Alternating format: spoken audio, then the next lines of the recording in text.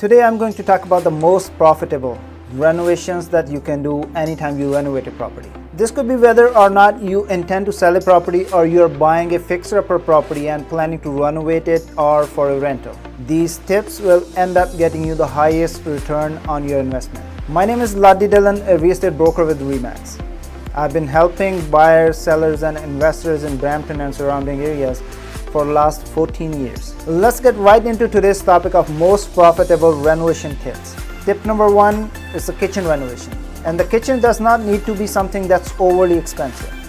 You don't need to spend $40,000 on a kitchen, but it does make a huge impact. That's what I experience in our resale market on an everyday basis. The kitchen is really the selling point of any property.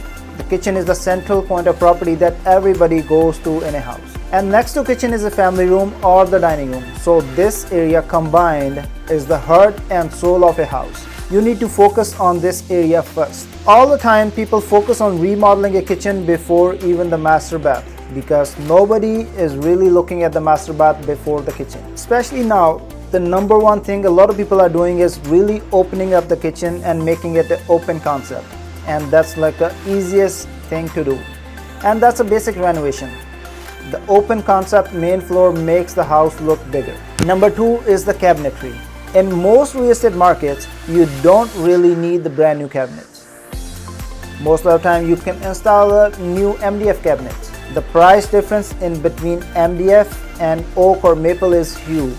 But look-wise, MDF also looks as good as maple. Another option, there are some great examples here on YouTube and also on TikTok, where people spray paint their old 1970s oak kitchen cabinet. There are many different colors that you can use for this purpose, and they start looking like those new style modern custom cabinets. Even you can replace things as small as little handles on those cabinets. It's so easy, and this is something fun to do. You can go to Home Depot or Lowe's. They are really cheap, and you can even do it yourself with a screwdriver. Some people spend 30-40 grand on a kitchen remodel, and some people can get away with spending $2,000-$3,000 on painting the cabinets and updating the hardware. One other thing that's really important, it's the countertops.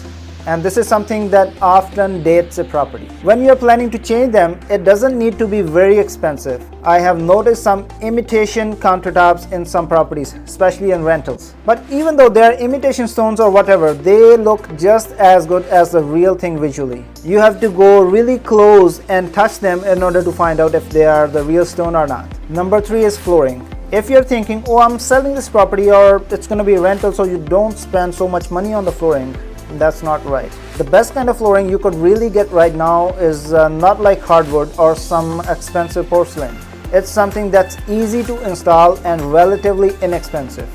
It's called luxury vinyl plank. It's almost just like a laminate or look like hardwood, but it is scratch proof and waterproof. A quick suggestion, please do not go cheap on them. I personally ended up making this mistake on my first rental property.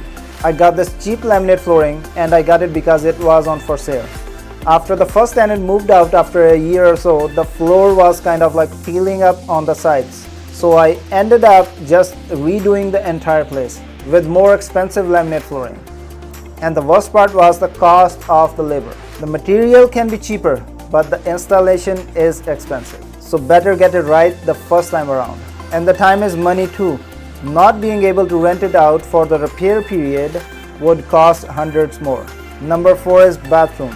The fourth most important thing you should focus on anytime you're looking for a high return on your investment is upgrading your bathrooms. The main floor bathroom, which is also called the powder room, is just a bathroom for the guests. It is usually the bathroom that just has a toilet and sink in it. There's no tub, no shower, just a little guest bathroom. The powder room is so easy to renovate. You can usually renovate it for a few $100s. On the other hand, a full bathroom may be like $4,000 to $5,000. And that's everything with a new shower, tiles, tub, toilet. It's not that complicated, and often you can buy almost everything you need on sale at Home Depot. In terms of vanities, they have a whole section too with just like everything you need.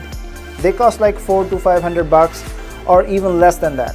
You would also have to do retiling in your bathrooms. A big portion of that bathroom budget would go towards retiling. These days there are companies that will actually come out and they will do an acrylic coating or a spray all over the tiles. So they just mask the original tiles up and spray the tiles with that white acrylic thing. All of a sudden everything is white and it looks like a brand new, and bonus on top of that is the grout lines just disappear. Number 5 is sealing, popcorn sealing.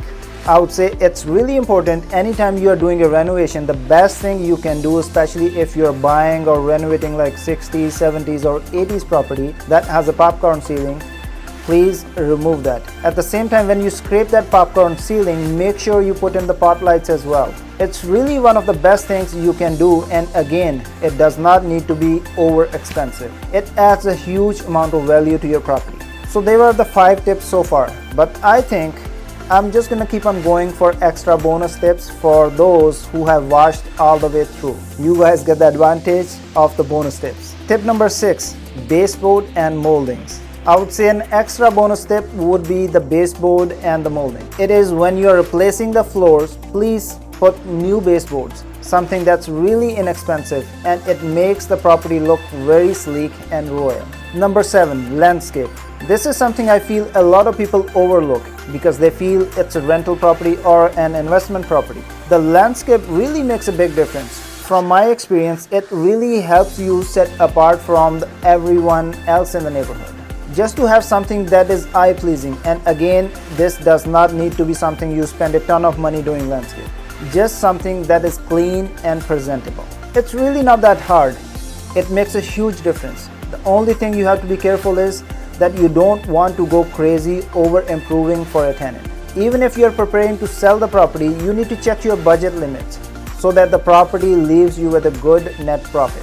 But in the case of renting, giving your tenant something that makes the property feels a little bit homier and custom-like, some inexpensive upgrading can actually help. When it comes the time that lease renewal is coming up and they start shopping around to see if there's something better available for them, then comparing your property with the other properties, at that time your renovated kitchen, bathrooms will sure keep them with you for a long time. And finding a new tenant, it's pain in butt. Thank you so much for watching. I really appreciate your time. If you watched it all the way through and you have not subscribed yet, please make sure gently tap the subscribe button. I don't want you to smash it and damage your phone or your computer keyboard. Thank you again for watching and see you in my next video.